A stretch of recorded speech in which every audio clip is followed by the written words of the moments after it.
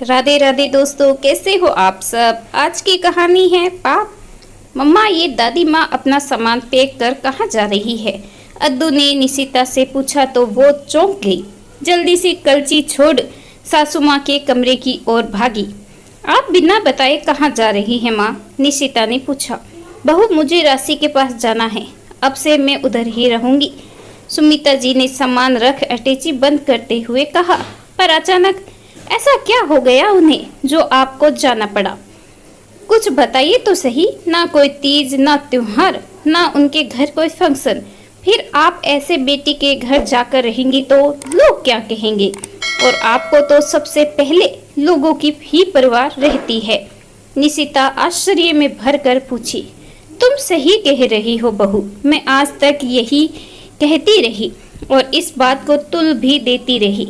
सबके समझाने पर भी मैं अपनी जिद पर अड़ी रही, पर आज ऐसा लगता है मैं कहीं ना कहीं गलत थी। सुन, रितेश को कहा है, वो मेरी टिकट करवा कर ड्राइवर के हाथ भिजवा रहा है। कुछ देर में निकल जाऊंगी। तुम अपने साथ घर का भी ध्यान रखना। 10 साल में ये पहली बार हो रहा था कि मैं अपने घर को छोड़कर कहीं और जा रही हूँ। सुमिता जी एक लंबी सांस भरते हुए बोली। पर माँ, बताइए तो सही, राशि दी के घर आप यूं अचानक जाने की क्या जरूरत पड़ी? मुझे तो कुछ समझ ही नहीं आ रहा। निशिता हैरान परेशान हो बोली। बहू, अभी नहीं कह सकती, बस इतना कहूंगी जो मैंने और कहा उसके लिए अपनी सास को माफ करना। सुमिता जी कह ही रही थी कि अद्दू ने आकर बताया ड्राइवर आ गया है, दादी को आने बोल रहा है। सुमिता जी निशिता को आशीर्वाद दे निकल गई। राशि के घर पहुंची तो उसकी हालत देख खुद को कोसने लगी। बेटा, जब तुम्हें पता था तुमसे 2 बच्चे नहीं संभाले जा सकते तो साल भर के भीतर क्या ही जरूरत थी करने जल्दी बच्चे करने की? सुमिता जी जल्दी से 2 माह के दिव्य को गोद में लेते हुए बोली। माँ, सासू माँ ने निकुंज को इतना सिखा पढ़ा दिया कि वो मेरी कोई बात सुनने को तैयार ही नहीं थे। कहने लगे, यार हमें 2 बच्चे करने तो है ही, कर लेते हैं जल्दी। माँ की उम्र हो रही है, वो कहाँ से फिर बाद में हमारी मदद कर पाएगी? और तुम्हारी माँ तो यहाँ आकर रहने से रही, और मैं बहुत दिनों के लिए तुम सबको मायके नहीं भेज सकता, मेरा मन नहीं लगता। पता है मां, निकुंज विदेश जाने की सोच रहे हैं और इसी चक्कर में बच्चे जल्दी कर लिए कि उधर पालन पोषण में झंझट ना हो।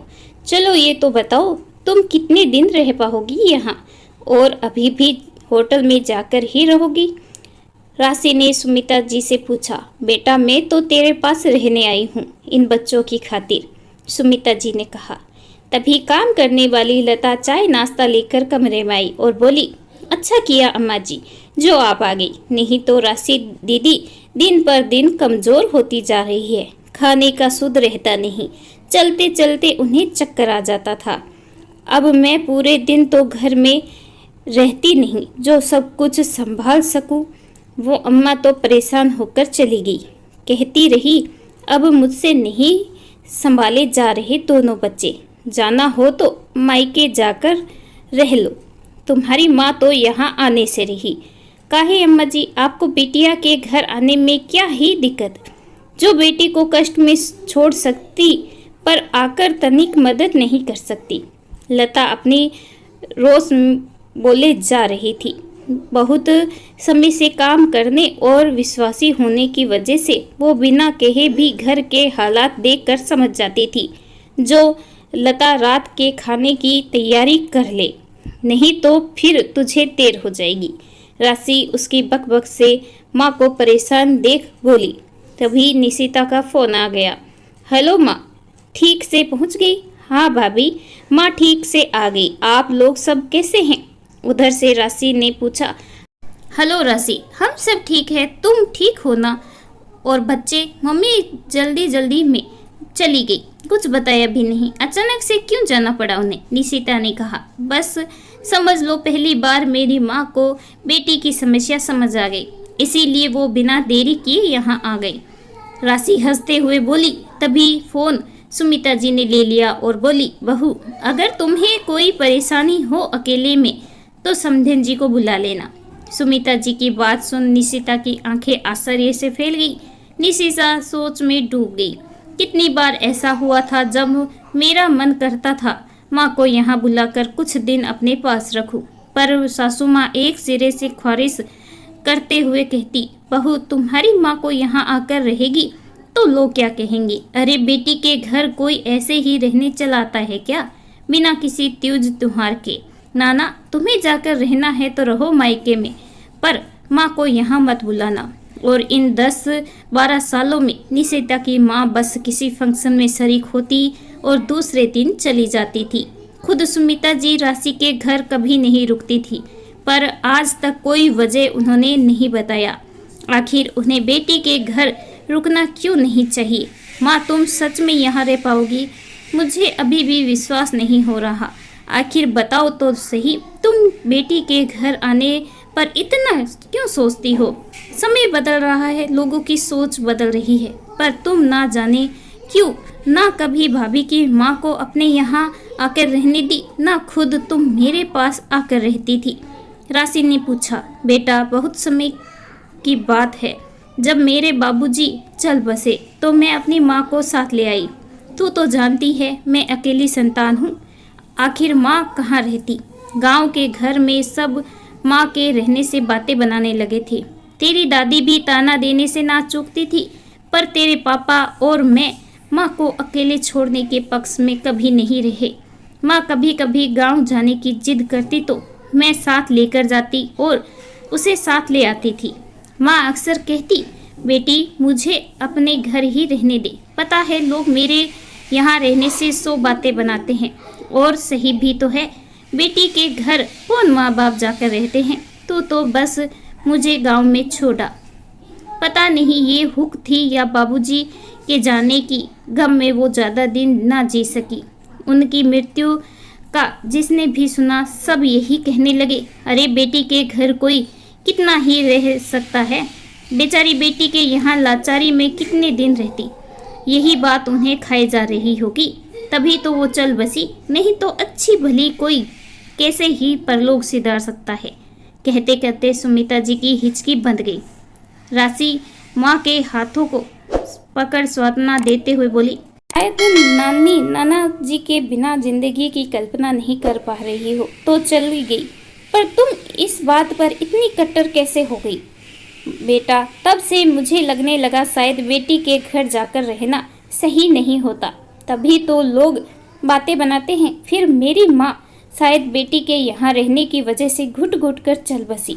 बस यही वजह है जो मैं बेटी के घर जाकर रहना पाप समझने लगी थी। सुमिता जी ने कहा, फिर इस बार ये फैसला लेना बहुत कठिन रहा होगा ना तुम्हारे लिए, मेरे पास आकर रहना और तब तक जब तक बच्चे के साथ मैं खुद को संभालने लायक ना हो जाऊं। राशि ने पूछा, बेटा, ये फैसला सच में कठिन था, पर परसों जब समधन जी जाने की बात कर रही थी तो मेरे से बात करते करते फ़ोन काटना भूल गई थी। मुझे याद है समधन जी ने कहा था, बहू, पता नहीं तुम्हारी माँ ने कौन सा कसम खा रखा है जो यहाँ आने से बचना चाहती है। अरे 2 बच्चे संभालना कोई आसान बात तो नहीं। दिया को तो मैंने संभाला ही है ना, अब जरा चलने फिरने में लाचार हो रही हूँ, नहीं कर पाती तो क्या चाहती हो, बीमार पड़कर भी करती रहूँ? उधर तुम्हारे ससुर जी की भी तबीयत ठीक नहीं रहती, शहर में आकर उनकी बीमारी और बढ़ जाती है। माना रिश्तेदार है वो देख लेते, पर पति की फिक्र तो रहती ही है ना। कुछ दिन तुम्हारी माँ आ जाती तो मुझे भी तसल्ली रहती। ऊपर से ना तो तुम ठीक से खाती पीती हो, जब देखो सिर घूमता रहता है। अब तुम ही बताओ मैं क्या करूं? तब तुमने कैसे कह दिया, आप आ जाइए मम्मी जी, मैं संभाल लूँगी।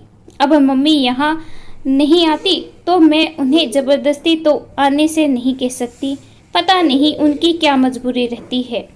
ये सब सुनकर मेरा सिर घूम गया। बेटा, मेरी बच्ची जिसे मैंने इतने नाजों से पाला पोसा आज वो तकलीफ में है और मैं अपनी घटिया सोच पर अटकी पड़ी हूँ कि लोग क्या कहेंगे। बस तभी फैसला कर लिया, बेटी मेरी है तो उसकी तकलीफ में मैं ही कैसे ना समझूं। तेरी सास के जाने के साथ तेरी परेशानी की कल्पना से ही सिहर उठी। अकेले दोनों बच्चों को संभालना आसान नहीं, वो भी जब 1.5 साल का अंतर हो, कहते हुए सुमिता जी दिव्य को बिस्तर पर सुलाने लगी, जो नानी की गोद में हिलते डुलते सो गया था। माँ, सच कहूँ तुम्हारे आने से ऐसा लग रहा है मैं भी अब चैन से कुछ देर सो पाऊंगी। राशि ने कहा, हाँ मेरी बच्ची, तेरे लिए ही तो अपनी सोच को छोड़कर आई हूँ तेरे पास, कहे सुमिता जी ने राशि को सीने से लगा ली। दोस्तों, अब तो ये बहुत कम लोग मानते हैं, पर अभी भी कुछ लोग ऐसे हैं जो बेटी के घर जाकर रहने पर संकोच करते हैं। उन्हें खुद अच्छा नहीं लगता, पर ये सोच बदलनी चाहिए। बेटी भी आपकी ही संतान है। जब बेटे के घर रह सकते हैं तो बेटी के घर क्यों नहीं।